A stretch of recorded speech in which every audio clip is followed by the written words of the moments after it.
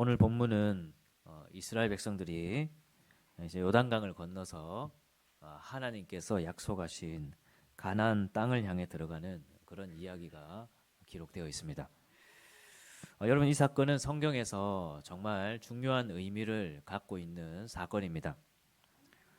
왜냐하면 이것은 하나님께서 약 700년 전에 아브라함을 통해서 하신 그 약속이 이루어지고 있는 그런 사건이기 때문입니다. 창세기 13장에 보면 하나님은 아브라함에게 내가 이 가나안 땅을 너와 네 자손에게 주겠다, 그렇게 약속을 하셨었습니다. 그래서 구약의 백성들은 항상 이 약속을 붙들고 살아왔었죠. 이집트에서 노예 생활을 할 때도 그랬고, 또 광야에서 40년간 헤매고 있을 때도 그러했습니다. 그런데 그렇게 붙들고 있었던 이 약속이 이제 오늘 본문부터 시작해서 1차적으로 그것이 성취가 되고 있는 것입니다.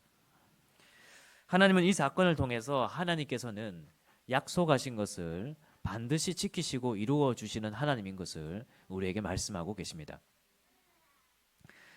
그런데 이 사건은 하나님께서 단지 가나안 땅이라는 이 물리적인 땅을 선물로 주신다는 약속을 말하는 것만은 아닙니다. 하나님은 눈에 보이는 이 가나안 땅을 통해서 눈에 보이지 않는 하나님의 나라를 약속하셨습니다.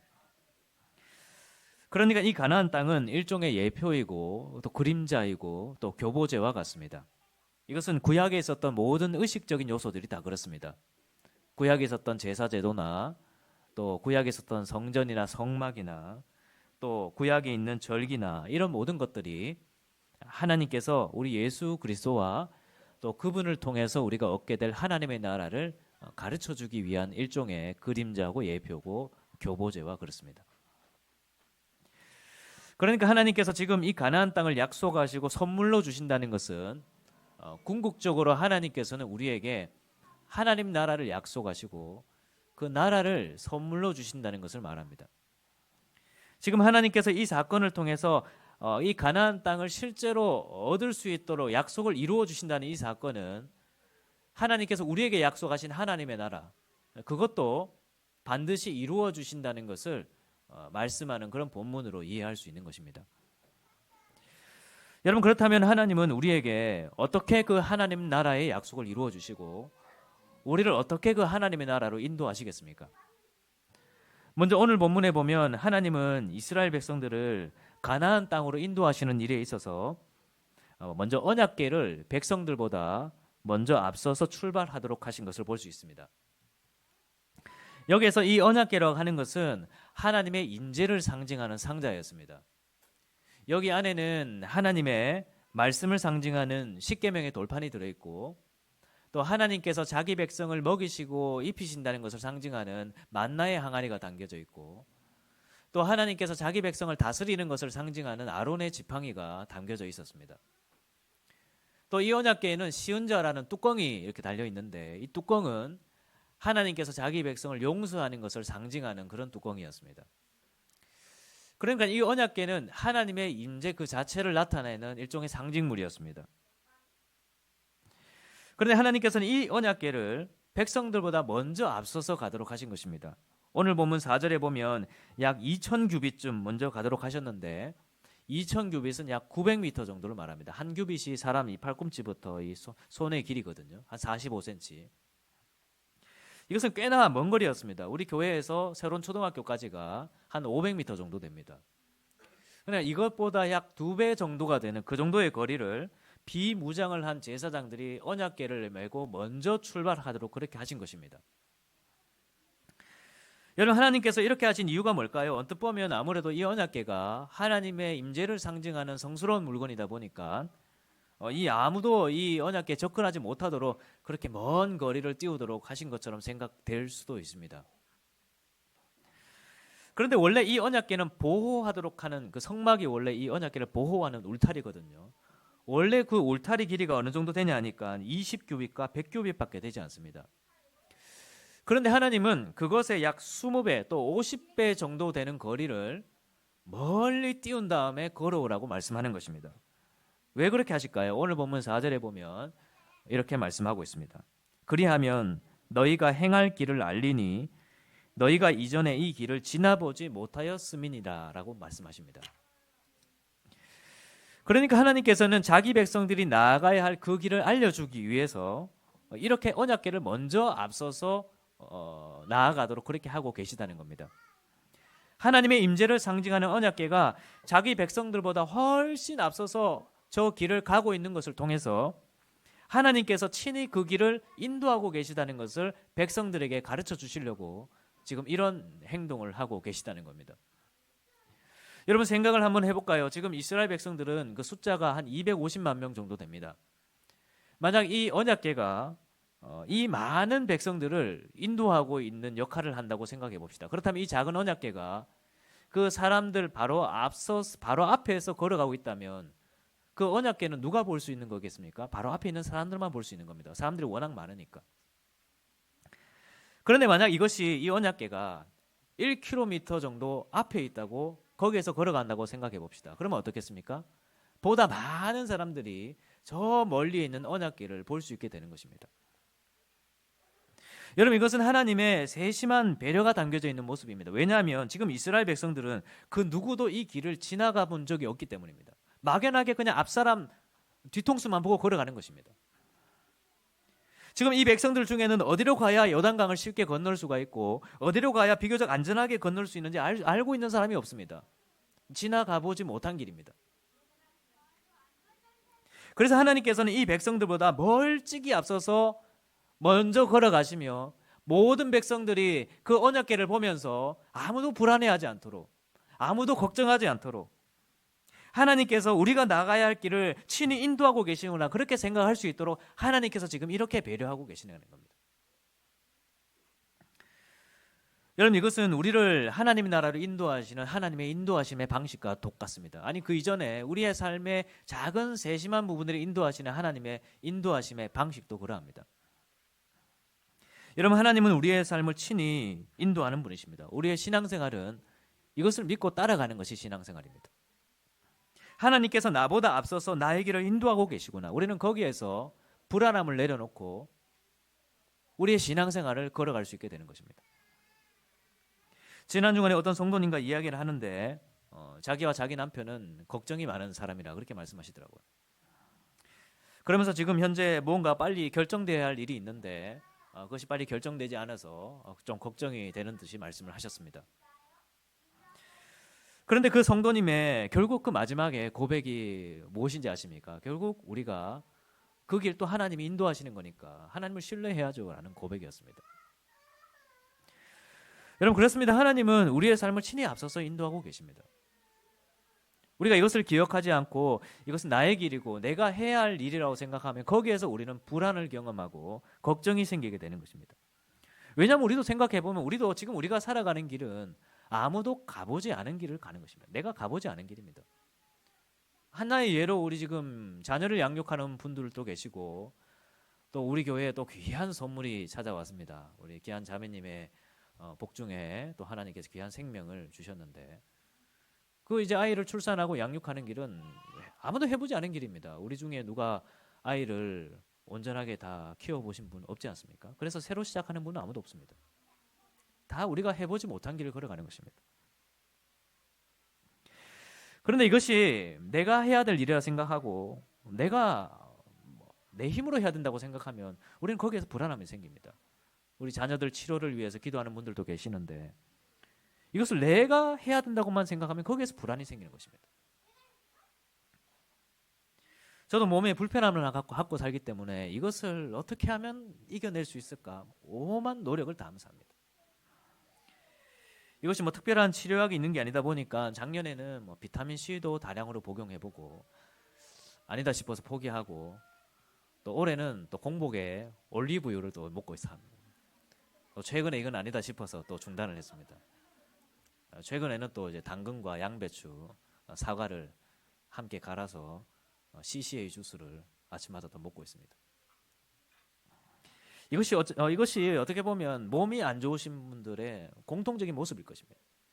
좋다 싶으면 막 해봅니다. 근데 내가 내 힘으로 뭔가를 해봤는데 또 안 되면 거기에서 또 좌절하게 됩니다. 우리의 신앙생활이 그렇습니다. 이것이 내가 뭔가를 해야 될 것 같다. 그래서 내 힘으로 뭔가를 하려고 하다가 그것이 아니면 또 걱정이 되고 염려가 되고 낙심이 되는 것입니다. 어떤 때는 우리의 힘으로 해결되는 것처럼 보이는 일도 있지만 어떤 경우에는 우리가 아무리 발버둥 쳐도 해결되는 일도 없고 내가 어디로 가야 될지도 모르는 그런 일들이 우리의 삶에는 너무나 많습니다. 하나님은 그런 일들을 통해서 결국 우리가 우리보다 훨씬 앞서서 우리의 삶을 인도하고 계시는 그 하나님을 바라보기를 원하십니다. 하나님은 여러분들 모두가 그거를 보기를 원하십니다. 하나님께서 나의 삶을 친히 인도하고 계시구나. 그리고 이것은 우리가 하나님의 나라에 들어가는 방법과도 똑같습니다. 우리 주일학교에서 부르는 찬양에 보면 이런 찬양이 있습니다. 우리 친구들 돈으로도 못 가요 하나님 나라. 힘으로도 못 가요 하나님 나라. 벼슬로도 못 가요 하나님 나라. 지식으로도 못 가요 하나님 나라. 여러분, 하나님 나라는 우리의 힘으로 갈 수 있는 곳이 아닙니다. 여러분들 중에 하나님 나라에 스스로의 힘으로 들어가 본 분이 계십니까? 이 하나님 나라로 가는 길 역시 우리가 지나가 본 일이 없는 길입니다. 지금까지 우리 인류가 이 지나보지 못한 길을 우리의 지식과 이성에 따라 내어놓은 결론들이 결국 어떤 도덕을 통해서, 어떤 세상적인 힘을 통해서, 어떤 지식을 통해서 갈 수 있지 않을까 이야기를 합니다. 그러나 그렇지 않습니다. 우리는 우리의 힘으로, 우리의 지식으로 하나님 나라에 걸어갈 수 없는 것입니다. 하나님께서 우리를 어떻게 하나님 나라로 인도하시죠? 하나님이 친히 인도하시는 것입니다. 우리 주 예수님을 통해 하나님께서 우리를 인도하시는 거예요. 우리는 우리의 힘으로, 우리의 노력으로 하나님의 나라에 이르려고 생각해보면 우리 속에 절망이 생길 수밖에 없습니다. 종교개혁자 루터가 종교개혁을 나타낼 수 있었던 하나의 계기가 날마다 고행으로 무릎으로 계단을 오르며 자신의 연약함과 죄악됨을 하나님께 회개하려고 하고 그런 행함을 통해 하나님께 나아가려고 해봤지만 자기의 모습을 보면 볼수록 자기 속에 좌절과 낙심밖에 생기지 않는 이것을 보면서 이것이 과연 복음인가? 그것을 생각하고 우리 주 예수 그리스도를 통해 우리를 하나님 나라로 인도하시는 그 복음을 발견하게 된 것입니다. 그래서 우리는 우리의 모습을 보면 내 모습 중에 어느 것 하나라도 하나님 나라에 나아갈 수 없는 이 모습을 보면서도 하나님께서 그 모습으로, 그 힘으로 하나님 나라에 나아갈 수 있도록 하지 아니하시고, 지금 이 이스라엘 백성들도 똑같잖아요. 그들의 250만 명이면 어떻게 보면 능력이 있을 수 있는데 그들의 능력으로 가나안 땅을 한번 점령해봐라 그렇게 하지 아니하시고, 그렇게 하실 수도 있겠지만 이 과정을 통해서 이것은 하나님의 인도하심이 있어야 가능한 것이라고 가르쳐주는 것입니다. 우리 주 예수 그리스도께서 자신 안에서 우리의 모든 연약함과 죄악됨을 속량하시고, 그래서 전적으로 하나님께서 우리를 하나님 나라로 인도하신다는 것을 우리에게 보여주신 것이죠. 하나님 나라는 그렇게 가는 것입니다. 그런가 하면 마지막으로 하나님은 또 어떤 방식으로 우리를 하나님 나라로 인도하시냐 하니까 이번에는 5절 말씀을 같이 한번 읽어보면 좋겠습니다. 5절입니다. 시작. 여호수아가 또 백성에게 이르되 너희는 자신을 성결하게 하라. 여호와께서 내일 너희 가운데에 기이한 일들을 행하시리라. 아멘. 여러분, 하나님은 자기 백성들보다 먼저 앞서서 그 길을 인도하면서도 그들에게 기이한 일들을 행하심을 통해서 그들을 인도하셨습니다. 여기에서 기이한 일들이라는 표현은 우리가 소위 기적이라고 말하는 그런 일을 말합니다. 이제 3장 후반부에 보면 그런 이야기가 나오는데 이스라엘 백성들이 요단강을 건너야 하는 그런 상황에서 하나님께서 이 요단강의 물을 멈추게 하는 기적을 나타내셨습니다. 당시 요단강은 물이 엄청 많은 시기였습니다. 3장 15절에 보면 요단이 당시 곡식 거두는 시기에는 항상 언덕에 넘쳤더라. 그런데 하나님께서 앞서 보내신 이 언약궤가 이 요단강에 도착하자마자 하나님은 그 물이 멈추게 하시고 이스라엘 백성들이 안전하게 그 요단강을 건너갈 수 있도록 해주신 것입니다. 여러분, 이런 기적을 보면 어떤 생각이 드십니까? 우선 우리는 이런 기적에 너무 집착할 필요는 없습니다. 하나님, 왜 나에게는 이런 기적이 없습니까? 하나님 나에게 이런 기적을 베푸시면 내가 하나님의 인도하심을 믿겠습니다. 그러나 여러분, 우리 하나님은 기적의 하나님이시만 기적만으로 역사하는 하나님은 아니십니다. 오히려 우리 하나님은 우리 일상적인 수단을 주로 사용하십니다. 왜냐하면 그래야만 우리가 하나님의 인도하심과 하나님의 뜻을 깨달을 수 있기 때문입니다. 여러분, 우리 주변에 어떤 능력이 출중한 사람이 있다고 생각해 봅시다. 공부도 많이 하고 해외 가서 박사학위도 받고 지식이 엄청 출중한 사람. 근데 그 사람이 우리 교회 주일학교 와서 우리 아이들에게 이제 뭔가를 가르쳐 주는데 자기만의 언어와 자기만의 방법으로 이 아이들에게 가르쳐 준다면 이 아이들이 그것을 이해할 수 있겠습니까? 그렇게 가르치는 그 가르침 방법을 지혜롭다고 할 수 있을까요? 그렇지 않습니다. 하나님은 우리를 창조하신 모습대로 우리가 이해할 수 있는 지성의 한계 내에서 우리에게 설명하십니다. 오늘 본문에 있는 기적과 같은 것도 우리가 이런 장면을 보면 마치 성경에 이런 장면이 엄청 많은 것처럼 생각하지만 이런 장면은 극히 일부분에 불과합니다.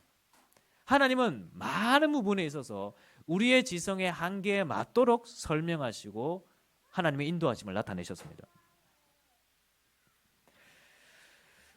여러분, 기적이라는 것도 생각해보면 우리 일상적인 것이 평범한 것이어야, 그것이 보편적인 것이어야 기적도 기적의 의미를 갖는 것입니다. 모든 것이 기적이라고 생각해보세요. 기적의 의미를 갖겠습니까? 그런데 우리가 이런 기적에 너무 집착할 필요는 없습니다. 하나님께서는 이미 여러분들에게 수많은 방편과 방법들을 통해서 여러분들의 삶을 인도하고 계십니다. 우리는 그것을 믿고 신뢰하며 따라가면 되는 것입니다. 그러나 우리는 동시에 하나님의 기적을 경시해서는 안 됩니다. 여러분, 하나님은 우리의 이성을 배려하는 분이시지만 우리의 이성을 창조한 분이십니다. 우리는 우리 하나님께서 우리의 이성을 초월한 분이라는 사실을 잊어서는 안 됩니다.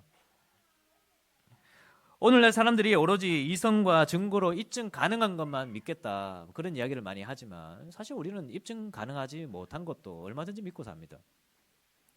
예를 들면 이 땅에 정의가 있다는 것, 사람들에게 인권이 있다는 것, 또 모든 사람들은 존엄하며 그 가치가 평등하다는 것, 인간의 어떤 행위는 선한 행동이고 어떤 행위는 악한 행동이라는 것은 우리가 과학적으로 입증하지 못하지만 우리는 그것을 믿고 살아갑니다. 여러분, 하나님께서 기적의 하나님이라는 사실도 그렇습니다. 하나님은 우리를 구원하시고 인도하심에 있어서 기적을 나타내기도 하시는 하나님이십니다. 저는 어떤 큰 기적은 아니지만 참 놀라운 일들을 참 소름 끼친다, 이런 일들은 몇 번 경험했었습니다.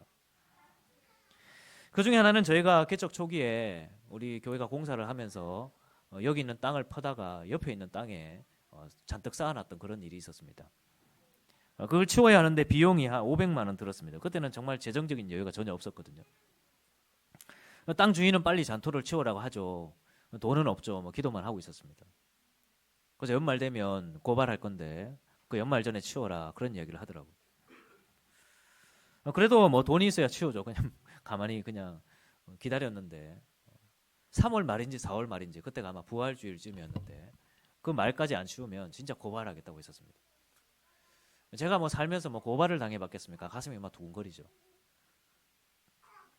근데 그때 때마침 날짜가 되어서 당시 동대구 IC 근처 공사장에서 흙이 필요하다는 이야기를 해서 여기 있는 흙을 싹 다 가져갔던 그런 일이 있었습니다. 저로서는 정말 이것이 기적이었습니다. 그 외에도 정말 소름 끼치는 일들이 많죠. 하나님의 기적이 물리적인 어떤 변화가 있어야만 기적이 아니고 한 사람의 영혼을 변화시키는 것도 정말 기적입니다. 저희 안에도 어린이집을 운영하면서 그런 놀라운 은혜들, 참 소름 끼친다, 그런 일들이 참 많이 있었습니다. 하나님은 분명히 그런 기이한 일들을 통해서 우리를 인도하는 분이십니다. 우리 교회 선의와 예담의 치료도 그렇습니다. 비록 지금 선의의 임상치료가 지금은 중단되어 있는 상황이지만 저는 그 치료의 시작 자체가 기적이라고 생각합니다. 왜냐하면 그 당시에 그 담당 의사도 이 선의에게 맞는 약이 개발되는 것은 사람이 한 알의 알약을 먹고 살아갈 수 있도록 하는 그 알약이 개발되는 것만큼이나 불가능한 일이라고 했었습니다. 그래서 우리는 그냥 막연하게 기도했습니다. 당시 우리 교회 근처에 천복단지가 있었기 때문에 그런 사람들을 통해서 약을 개발되기를 막연하게 기도했었습니다. 그런데 하나님께서 불과 얼마 있지 않아서 이 화이자라는 회사를 통해서 선의에 맞는 약이 개발되고 임상치료까지 들어갔습니다. 비록 지금은 중단되었지만 저는 그렇게 생각합니다. 우리에게 이런 기적을 보여주신 하나님께서 얼마든지 또 다른 일을 행하실 수 있다고 저는 생각합니다. 우리는 하나님의 기적을 경시해서는 안 됩니다. 하나님은, 중요한 것은 하나님의 뜻입니다. 하나님은 그 기적을 행할 수 있습니까? 그 능력을 질문하는 것이 아니고 우리는 하나님께 기도할 때 하나님 그렇게 하기를 원하십니까? 라고 기도해야 됩니다. 하나님은 원하시기만 한다면 얼마든지 그런 일을 행하실 수 있는 그런 분이시기 때문입니다. 하나님께서 우리를 구원하시는 일에 있어서도 어떻습니까? 하나님은 기이한 방식을 통해 우리를 하나님 나라로 인도하십니다. 바로 우리 주 예수 그리스도의 십자가와 죽으심과 부활입니다. 예수님의 부활은 기적입니다. 마치 하나님께서 지금 이 기이한 기적을 통해서 이스라엘 백성들을 하나님의 나라 가나안 땅으로 인도하고 계시는 것 같이 하나님은 우리를 예수님의 부활이라는 그 기적을 통해 우리를 하나님 나라에 들어갈 수 있도록 해주셨습니다.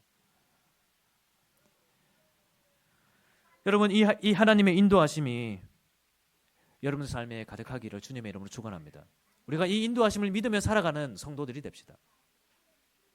우리가 나아갈 길을 모르고 어디로 가야 할지도 모르는 그런 상황 속에서 하나님께서 우리의 모든 인생을 이런 인도하심으로 인도해 주시기를, 그리고 이런 인생의 조각조각들이 모여서 우리가 하나님의 나라라고 가는 그 모든 일에 있어서 우리 하나님께서 전적으로 우리를 인도하시고 우리보다 훨씬 앞서서 우리 모두가 볼 수 있도록 우리 하나님께서 저렇게 우리를 인도하고 계시구나, 그런 방식으로 우리를 친히 앞서서 인도하시고, 또 그런 일에 있어서 이 요단강과 같은 불가능한 문제가 닥치고 우리의 죄성과 완악함과 같은 불가능할 것만 같은 일이 생겨도 우리 하나님께서 기적과 같은 일들로 우리의 마음을 변화시키시고 우리의 환경을 변화시켜 주시기를, 그렇게 바라며 살아갈 수 있는 우리 성도들이 되었으면 좋겠습니다.